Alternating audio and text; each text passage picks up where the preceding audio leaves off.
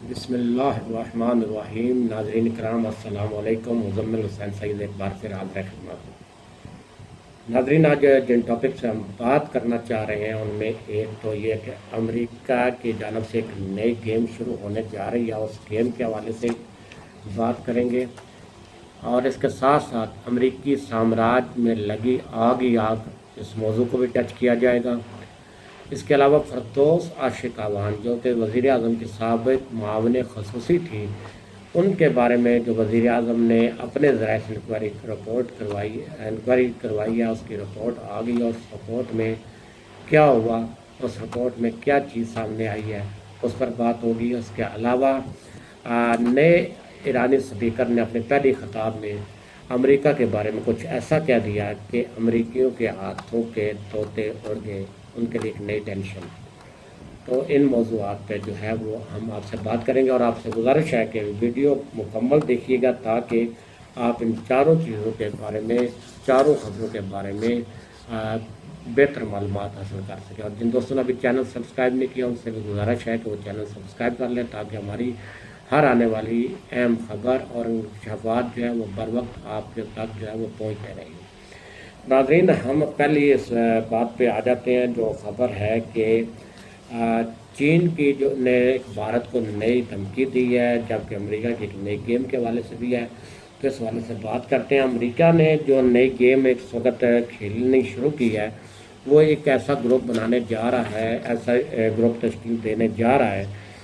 کہ جو G7 سے ایک بڑا گروپ بنایا جا رہا ہے، اور اس میں جو ہے یہ بالواسطہ طور پر چائنا کی جو اقتصادی سپرمیسی ہے اس کو کنٹرول کرنے کے حوالے سے یہ ایک کوشش ہے، لیکن اس کوشش میں امریکہ کس حد تک کامیاب ہوگا یہ تو آنے والا وقت بتائے گا۔ لیکن اس وقت جو صورتحال ہے وہ یہ ہے کہ G7 کا اجلاس بلایا جانا تھا، تو جو ٹرمپ نے منسوخ کر دیا، اور اس حوالے سے یہ خبر بھی سامنے آئی کہ اب اس اجلاس کو مؤخر کیا گیا ہے۔ لیکن امریکہ نے ایک نیا اتحاد تشکیل دینے کی کوشش کی ہے سرمایہ دار ممالک کا، جن میں روس، جرمنی، آسٹریلیا، جنوبی Korea, Bharat, Canada, France, Italy, Japan اور جرمنی شامل کرنے کی خواہش ہے۔ اور اس نئے اتحاد کے حوالے سے ان ممالک کو ضابطہ طور پر جو ہے وہ مطلع کر دیا گیا ہے، لیکن اس میں یورپی ملک جرمنی نے شرکت کرنے سے انکار کر دیا۔ انہوں نے کہا کہ یہ اس کے لیے مناسب موقع نہیں ہے۔ اس وقت جو ہم صورتحال دو چار ہیں کرونا کے حوالے سے، اس صورتحال کے تناظر میں اس طرح کے نئے کنفلکٹ میں جانا ممکن نہیں ہے، جبکہ روس کو بھی اس حوالے سے دعوت دی گئی ہے اس اجلاس میں شرکت کے حوالے سے تاکہ اس نئے گروپ کی تشکیل کی جا سکے، لیکن روس نے بھی امریکہ سے جوابی طور پر مزید تفصیلات طلب کر لی ہیں۔ تو یہ ایک نیا اتحاد جو تشکیل دیا جا رہا تھا، اس پس پردہ جو مقاصد بظاہر سامنے آ رہے ہیں، یہ چائنا کی جو بڑھتی ہوئی معاشی مضبوط صورتحال ہے،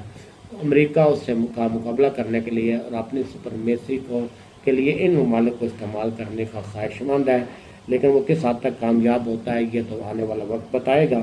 لیکن یہ ہے کہ کوششیں بہرحال اس ایسی صورتحال میں کہ جب کرونا کی صورتحال میں اس کی عوام، امریکہ کی عوام مر رہی ہے،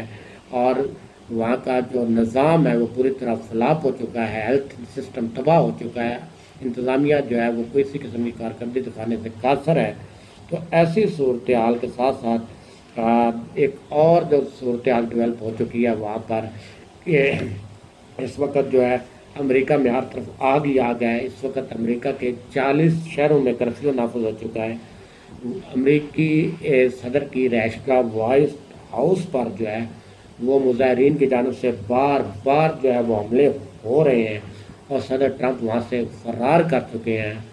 اور اسی صورتحال کہ اب یہ جو سیاہ فام نسل پرستی کے خلاف اٹھے ہیں، اس موومنٹ کی جو ہے وہ بعض گشت جو ہے وہ صرف امریکہ تک محدود نہیں رہی، بلکہ فرانس، جرمنی، برازیل، آسٹریلیا اور برطانیہ بھی اس میں لپیٹ میں آ چکے ہیں۔ تو ایسی صورتحال میں بھی امریکہ جو ہے اپنے شیطانی ذہن کو استعمال کرتے ہوئے نئے سے نئے گیمز کے چکر میں لگا ہوا ہے، اور وہ اس میں کس حد تک کامیاب ہوگا یہ تو آنے والا وقت بتائے گا، لیکن بہرحال امریکہ جو ہے وہ اپنی ایک سپرمیسی کو اب دوسروں کے کاندھوں پہ رکھ کر جو ہے برقرار رکھنے کی کوشش کر رہا ہے، اور اس حوالے سے بیساکھیوں کی تلاش میں ہے، لیکن خود اس کی عوام جو ہے وہ ان کی بات ماننے کے لیے تیار نہیں ہے۔ تو اس کے بعد چین اور جو بھارت کی جو صورتحال اس پہ بات کریں گے، اس سے پہلے ہم ڈاکٹر فردوس عاشق عوان سابق معاون خصوصی وزیر اعظم پاکستان کے حوالے سے بات کرتے ہیں کہ جب ان کو ڈاکٹر فردوس عاشق عوان صاحبہ کو مشیر برائے اطلاعات کو ڈی نوٹیفائی کیا گیا، تو اس وقت ان پر کچھ الزامات لگائے گئے اور الزامات ٹی وی پر ذرائع کے ذریعے چلوائے بھی گئے، اور ان پر سب سے بڑا الزام کرپشن کے حوالے سے تھا، اور وہ الزام یہ تھا کہ انہوں نے ایک پرائیویٹ ایڈورٹائزنگ کمپنی بنا رکھی تھی جس میں ان کے رشتہ دار بھتیجے وغیرہ شامل تھے، اور اس کے ذریعے جو ہے یہ من پسند لوگوں کو نوازنے کے ساتھ ساتھ ہشتاروں کی مات میں لوگوں سے کرپشن اور کمیشن کے عنوان سے کرپشن کر رہی تھی، اور انہوں نے کروڑوں روپے کی کرپشن کی۔ تو یہ صورتحال تھی۔ تو اس صورتحال کے بعد یہ الزامات کے بعد ڈاکٹر فردوس عاشق عوان صاحبہ نے نیشنل پریس کلب میں پریس کانفرنس کر کے الزامات کا جواب دینے کی بھی کوشش کی، لیکن تاہم ان کو ایک مخصوص حلقے کی جانب سے، مخصوص قوتوں کی جانب سے، مخصوص ان کے خیر خواہوں کی جانب سے انہیں جو ہے اس حوالے سے منع کر دیا گیا کہ فی الحال آپ خاموشی اختیار کریں، لہٰذا انہوں نے پریس کانفرنس تو ملتوی کر دی تھی، اور اب تک وہ خاموشی ہی اختیار کیے ہوئے ہیں۔ لیکن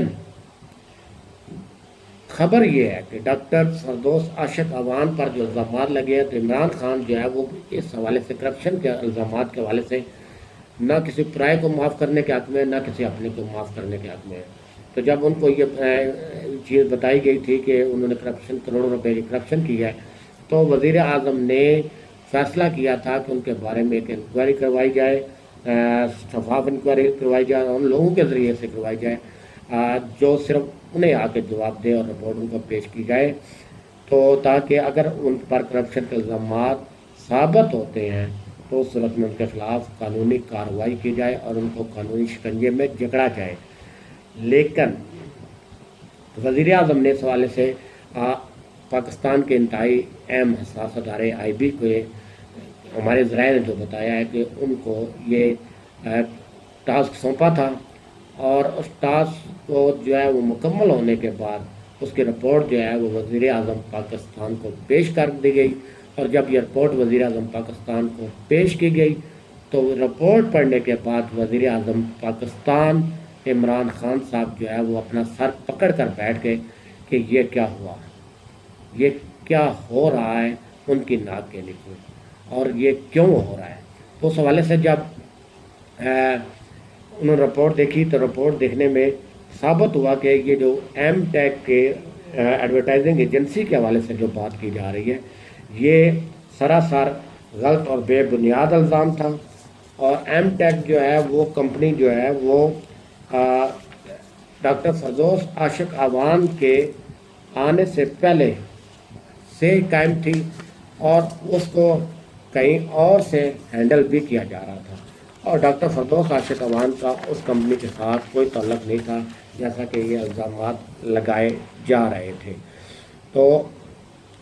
اور نہ ہی ان کے کسی رشتہ دار کا اس کمپنی کے ساتھ دور دور کا واسطہ تھا، اور نہ ہی اس کمپنی کے ذریعے اشتہارات دینے اور لینے سے کوئی ڈاکٹر فردوس عاشق عوان کا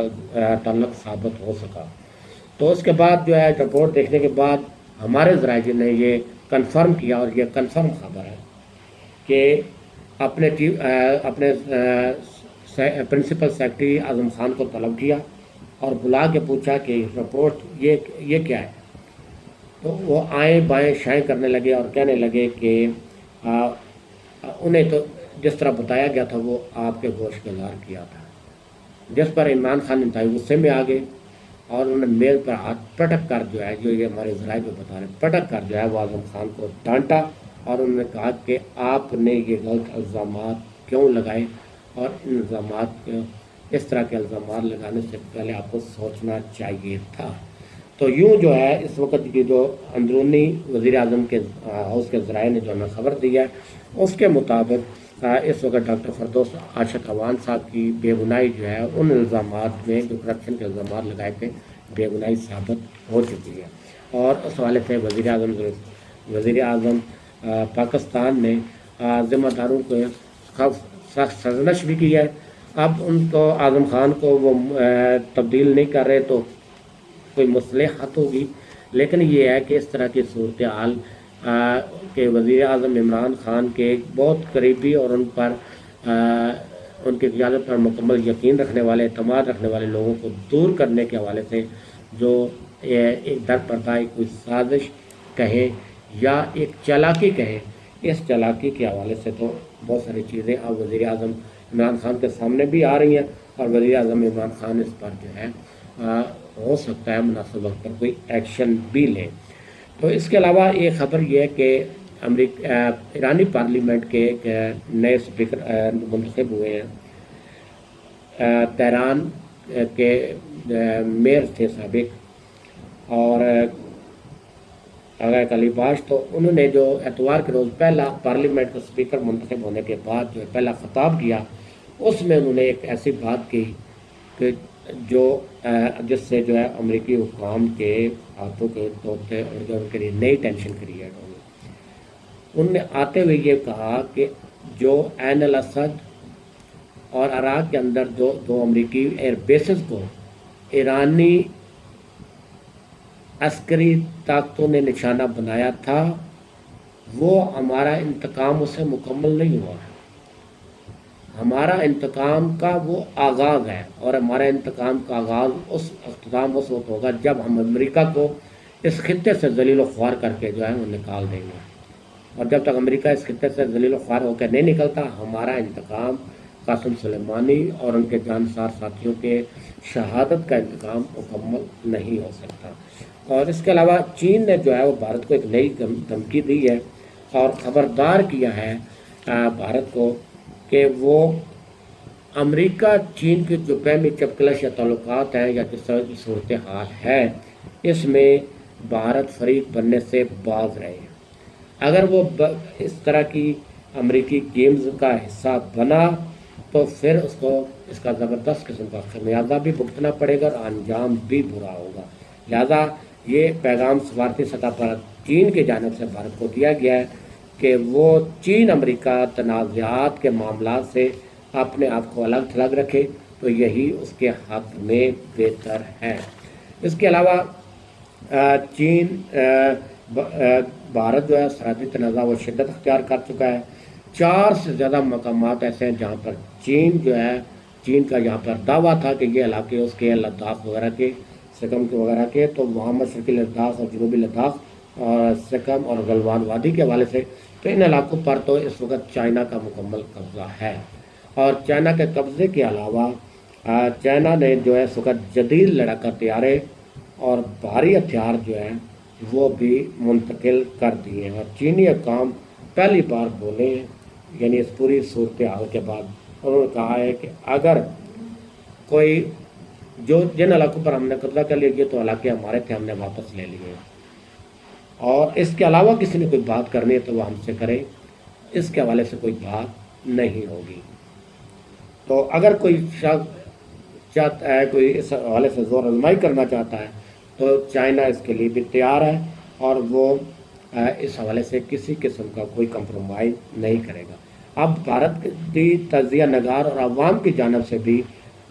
وزیر اعظم مودی اور افواج پر جو ہے وہ شدید تنقید جاری ہے، اور وہ لوگوں کی طرف یہ کہا جا رہا ہے کہ پاکستان کو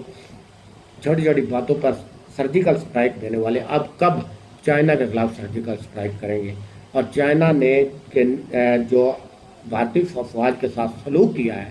ان پر جو تشدد کیا ہے، ان کو مارا ہے، ان کو زخمی کیا ہے، اس کا بدلہ جو ہے وہ بھارت کب لے گا۔ اس حوالے سے دو تین پوائنٹس اور بھی ہلکے سے وہ ڈسکس کر لیتے ہیں کہ سب سے پہلے بھارتی وزیر اعظم نے امریکی صدر سے بات چیت کی، کوئی رزلٹ نہیں ملا، اور ایک بیان تک جو ہے وہ نہ تو امریکی ایوان صدر کی جانب سے جاری کیا گیا، نہ ہی ڈپارٹمنٹ کی طرف سے جاری کیا گیا۔ اور اس کے علاوہ مودی نے جو چینی صدر سے بات چیت کی اس کا بھی نتیجہ صفر رہا، اور یہی کہا گیا کہ جو اس وقت علاقے چائنا کے کنٹرول میں وہ تمہارے علاقے ہیں، اس کے علاوہ کوئی آپ نے بات کرنی تو بات کریں، اس کے اوپر کوئی بات نہیں ہوگی۔ اس کے علاوہ بھارتی وزیر دفاع نے ایک انٹرویو دوران جو ہے بڑی میٹھی زبان کا استعمال کیا اور وہ کہا کہ ہم اپنے معاملات کو چین کے ساتھ، ہمسایوں کے ساتھ اچھے تعلقات رکھنا چاہتے ہیں، اور ہم اپنے تعلقات جو ہے سفارتی سطح پر حل کر لیں گے۔ اس کے علاوہ زخمی بھارتی فوجیوں کی تصاویر جو ہے وہ چائنیز نے ٹویٹر پر شیئر کر دی ہیں، اور اس کے علاوہ چین نے جو لداخ میں فوجی اڈے قائم کر رکھا تھا اس میں توسیع کر دی ہے، تاکہ کسی بھی صورتحال میں چینی افواج کو چینی فضائیہ کو زیادہ سے زیادہ اور بروقت طور پر حملے کرنے کی صلاحیت حاصل ہو سکے۔ اس کے علاوہ چینی صدر نے اپنی مسلح افواج کو ہائی الرٹ کر دیا ہے۔ یہ صورتحال کافی سنجیدہ ہوتی جا رہی ہے، شدت آتی جا رہی ہے، اور بھارت کو تو اب جو ہے نریندر مودی کو تو چائنا کی جانب سے تو سبق ملا ہی ملا، اب ان کے عوام بھی ان پر جو ہے آوازیں کس رہے ہیں۔ انہی چند خبروں کے ساتھ آپ کا میزبان اب سے اجازت چاہتا ہے، کل انشاءاللہ ملیں گے نئے موضوع کے ساتھ، نئی خبروں کے ساتھ۔ اس وقت تک کے لیے اجازت دیجیے۔ اللہ حافظ۔ پاکستان زندہ باد۔